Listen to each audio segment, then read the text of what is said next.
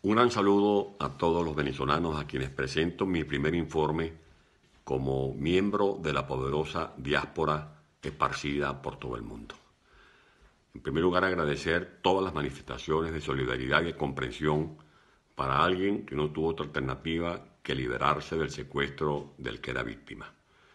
Secuestro del que también padecen los 30 millones de venezolanos por quienes vamos a luchar. No he venido sino a trabajar como uno más, con los mismos valores, con los mismos principios que he venido defendiendo a lo largo de estos últimos años en Venezuela.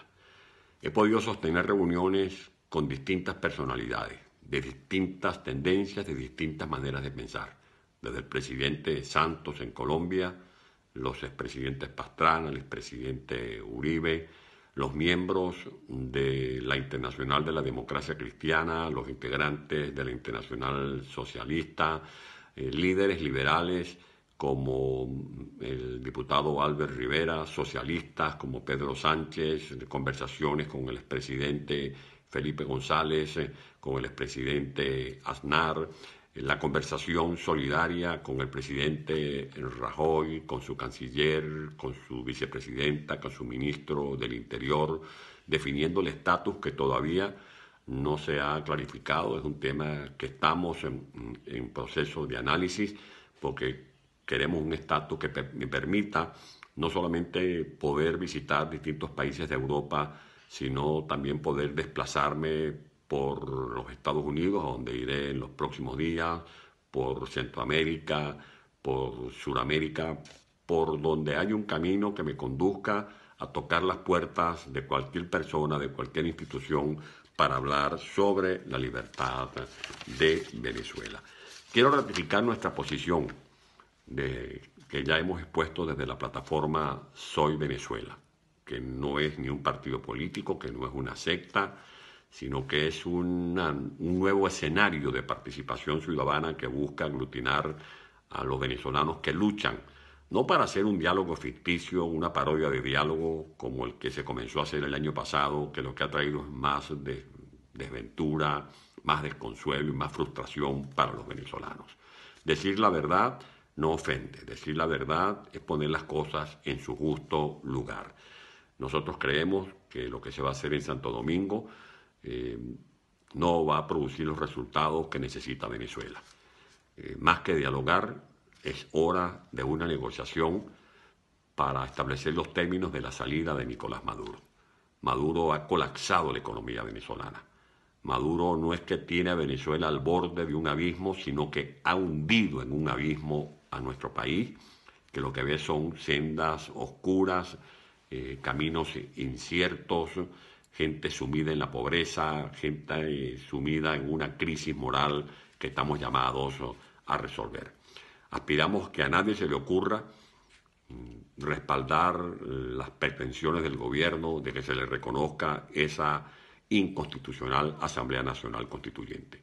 Que nadie comprometa la voz del pueblo de Venezuela pidiendo que se levanten las sanciones, porque no son sanciones contra el pueblo, sino sanciones contra individualidades que están relacionadas con el narcotráfico y con el terrorismo. Solo basta escuchar aquí en Europa que la oficina de narcotráfico instalada en Viena ha determinado que por lo menos el 60% de la cocaína que llega a Europa proviene de Venezuela. Estamos hablando de la necesidad de un canal humanitario que no puede administrar en ningún caso un gobierno que es responsable de gravísimos casos de corrupción y un gobierno que ha dilapidado una fortuna, que ha malbaratado miles y miles de millones de dólares, mal pudiera administrar una ayuda humanitaria que más bien debe ser canalizada a través de movimientos religiosos que garanticen que esos alimentos, que esos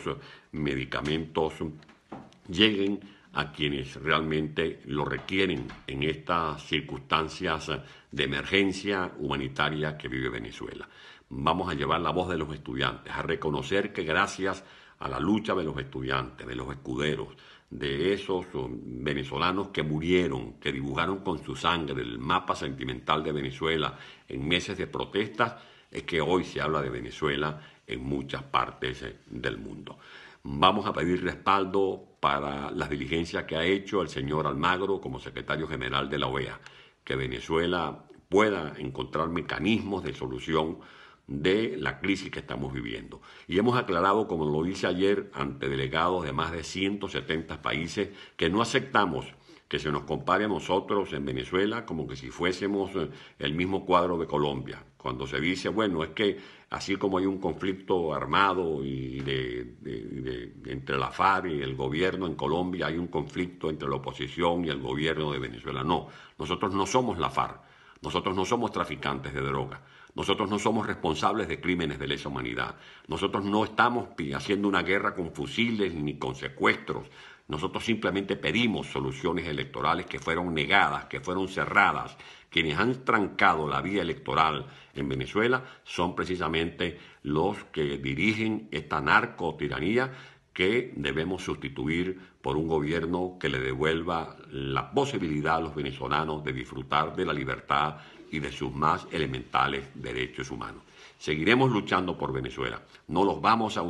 defraudar, alzando las mismas banderas de moralidad, de ética, de decoro, de coraje, de riesgo, junto a los millones de compatriotas que forman parte de la diáspora. Uno de los planteamientos que ya estamos por formular es que se emule el procedimiento adoptado por el gobierno de Perú, que es la regularización en muchos países de los venezolanos que no son simples inmigrantes, son refugiados, son venezolanos perseguidos políticamente por un régimen intolerante como el que estamos padeciendo en nuestro país. Que Dios bendiga al pueblo venezolano.